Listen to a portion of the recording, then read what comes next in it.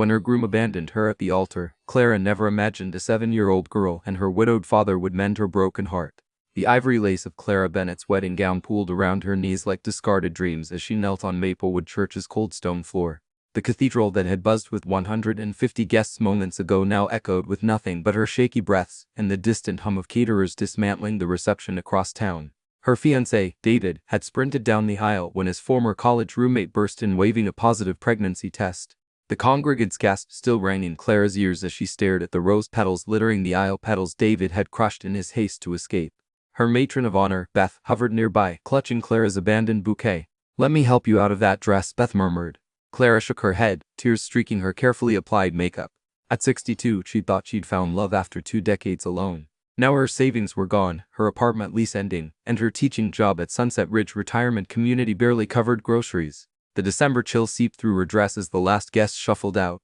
Avoiding eye contact, suddenly small footsteps approached. "Why are you sad in your pretty dress?" a child's voice asked. Clara looked up to see a girl in a mint green party dress, her gray eyes wide with concern. Before Clara could answer, a man's voice called, "Lily, there you are." A silver-haired man in a navy suit hurried down the aisle, his worry melting into gentle confusion as he took in the scene. "I'm so sorry if she's bothering you," he said, helping Clara to her feet. His hands were warm, his eyes kind. "Not at all," Clara rasped. Lily tugged her father's sleeve. "Daddy, she needs help. Can we take her home?" Clara stared at the earnest father-daughter duo, her tear-stained face flushing with embarrassment. "Oh no, I couldn't impose," she began, but Lily interrupted with startling wisdom for a 7-year-old. "When my mommy went to heaven, Daddy said helping people helps your own heart feel better," she announced solemnly, her tiny hand patting Clara's trembling one. The man Henry, as he introduced himself, studied Clara's ruined makeup and shaking hands. "My late wife's mother lives in our guest cottage," he said carefully. "She's visiting cousins this month. If you need a place to stay." Lily bounced on her toes. "Please say yes. We have a gingerbread house kit and everything." Clara's practical side whirred with exhaustion. Her empty apartment awaited, along with sympathy casseroles from well-meaning neighbors. Henry seemed to sense her hesitation. "No strings," he added gently. "Just one tired person helping another." Something about his steady gaze so different from David's restless energy made Clara nod. As they drove through snowy streets, Lily chattered from the backseat about her first-grade class and her goldfish named Sir Bubbles. "Miss Clara, do you like stories?" the girl asked, pressing a well-loved copy of The Velveteen Rabbit into her hands. "This one's about becoming real. Daddy says we all become real through love." Henry's eyes met Clara's in the rearview mirror, a faint smile crinkling their corners. When they arrived at a cozy craftsman home, Lily proudly gave a tour of the kitchen where Henry baked banana bread every Sunday, the living room with its overflowing bookshelves, and finally, the sunlit guest cottage. "This was Grandma's art studio," Lily explained, showing Clara a paint-splattered easel in the corner. "Now you can make beautiful things here too." As Clara changed into borrowed sweatpants, she realized for the first time since David left she didn't feel completely alone. The next morning, Henry found Clara staring at her phone in the cottage kitchen, her untouched coffee growing cold. "The reception hall just called," she said quietly. "All the food, the band, the flowers, it's all still there. Paid for, waiting." Lily, perched on a stool decorating cookies, gasped, "Daddy, we should go." Henry hesitated, watching Clara's face. "It might be too painful." "No," Clara interrupted, surprising herself. "Lily's right. Why let it go to waste?" An hour later, they stood in the grand ballroom Clara had painstakingly decorated with winter roses. The staff gawked as Henry paid a reduced fee to use the space. 3 people for a 150-guest reception, the manager asked. "Why not?" Henry grinned, spinning Lily in a circle on the empty dance floor. Clara's breath caught as the string quartet already paid began playing her chosen love songs. Henry offered his hand. "May I?" She hesitated, then let him lead her into a waltz. Lily clapped delightedly, her cookie crumbs scattering across the polished floor.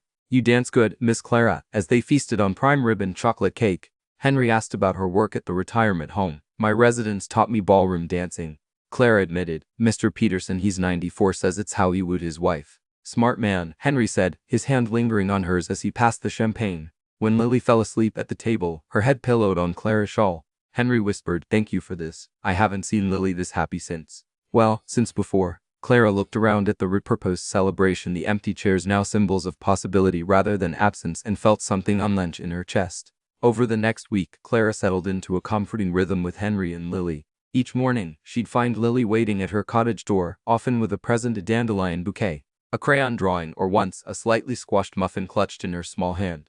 "Daddy burned the first batch," Lily confessed cheerfully, "but this one's good." Henry proved equally thoughtful in quieter ways. He fixed the squeaky step on Clara's cottage porch without being asked. left library books he thought she'd like on her kitchen table, and one rainy afternoon appeared at her door with steaming tomato soup and grilled cheese sandwiches. Lily's prescription for sad days, he explained with a shy smile. Their real breakthrough came Sunday morning when Henry invited Clara for his famous healing pancakes.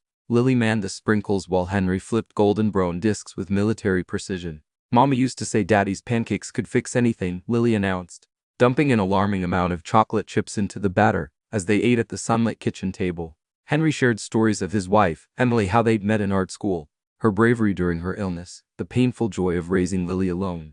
Clara found herself speaking about David for the first time without tears. I think I love the idea of marriage more than the man, she realized aloud. Henry reached across the table, his hand covering hers. Sometimes the things we lose make room for what we're meant to find.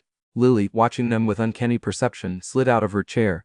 I'm gonna feed Sir Bubbles, she declared, leaving them in suddenly charged silence. Henry didn't pull his hand away. On New Year's Eve, Clara stood before Maplewood Church's stained glass windows once more, this time in a simple cream dress, holding lilies instead of roses. Henry waited at the altar, his eyes shimmering as Lily, in a mint green dress matching their first meeting, solemnly escorted Clara down the aisle.